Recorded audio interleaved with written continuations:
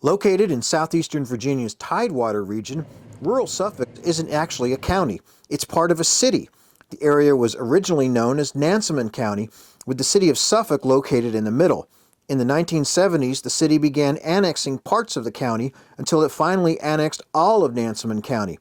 The entire area is now known as the city of Suffolk. It's endlessly confusing to everyone. Shelley Butler Barlow has been farming in Suffolk for some 25 years.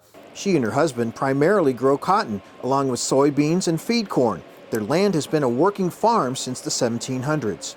Suffolk's an interesting region of, the state. We're very different. I mean, Southampton, Isle of Wight, this whole maybe 7 or 8 counties in this part of the state. Our agriculture is very different from the rest of the state. We're growing cotton, we're growing peanuts, and that doesn't happen when you go very far west or very far north of here. Suffolk was once known as the peanut capital of the country, with a major processing company headquartered downtown. And while other areas now have that distinction, peanut farming is still an important part of the county's agricultural mix. Dale Holland has been farming peanuts for nearly all of his 70 years, along with corn, soybeans, wheat, and cotton. He says 2020 has been a difficult year for farming, but that's due more to Mother Nature than the pandemic. We started out in the spring, extremely wet and cold. July got extremely hot and dry, and then it started getting wet again. So we've had to deal with that type thing this year more than normal. Holland and his son are part of the longtime community in Suffolk who enjoy farm work, even though it's hard. It's a lifestyle many here embrace and find rewarding. Being in the outdoors, watching things grow, making things grow, being good stewards of the land, learning how to take care of the land, and ultimately endeavoring to do better with each and every crop. Suffolk has a total of 270 farms spread out over 79,035 acres. The average size of a farm is 293 acres, a 30% increase from 2012. The market value of all agricultural products is $53,741,000. Crops are dominant in Suffolk, with dry beans such as peanuts and soybeans coming in at $14,956,000, while nursery, greenhouse, floriculture, and sod delivered $14,933,000. Hay and other crops accounted for $6,138,000. Livestock amounted to $8,502,000.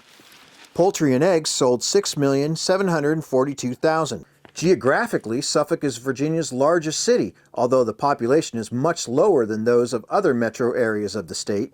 While there certainly have been plenty of changes over the years, Griffin is optimistic about what technology can do for his farming operations. My lifetime has probably been one of the greatest times in the history of mankind to be involved in agriculture. The technology that we've seen evolve in my lifetime has been enormous and pretty intense, very productive. And I think with what I know of what's in the technology pipeline, what we've seen in the last 20 years is probably going to be doubled or tripled in the next 10. Griffin says he's especially excited about advances in GPS technology that can help farmers like him pinpoint where to fertilize and also help work equipment and reduce operator fatigue. Some signs of Nansemond County's legacy are still visible. For example, the Virginia Farm Bureau still uses Nansemond to identify its local office here.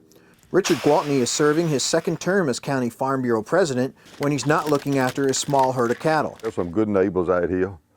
It's you generally go down the road, everybody waves at each other. We seem to know each other and to look after each other's property. I move calves back and forth across the road, graze cattle on both sides of the road, and people will stop. Some of them want to help you. Aquaculture is also an important part of Suffolk. Ben Johnson is a waterman based at his family's business on Chuckatuck Creek in the northern part of the county. He harvests mostly oysters and crabs and has also seen the impact of growth on his business. Condemnation of the oyster beds because of sewage and other things have limited the potential that we could reach if we had open access to them. Despite that, Johnson loves what he does and feels lucky to be able to do it day in and day out. I enjoy being outside. I enjoy, I guess, essentially working for myself. I enjoy the time that I've had to work with my father as a business partner and the time that we've got to spend, and I enjoy just the being outside and seeing the sunrise and seeing the things that most people don't have the opportunity every day to see, or that have to go on vacation to see, what I see every day. Like his landlocked friends, Johnson is happy to make a living working outdoors instead of behind a desk. Whether on the water or on land, that's a sentiment echoed by many of the producers in Suffolk. They continue to make agriculture and aquaculture an important way of life here for generations to come. In Suffolk, Virginia, I'm Burke Moeller reporting.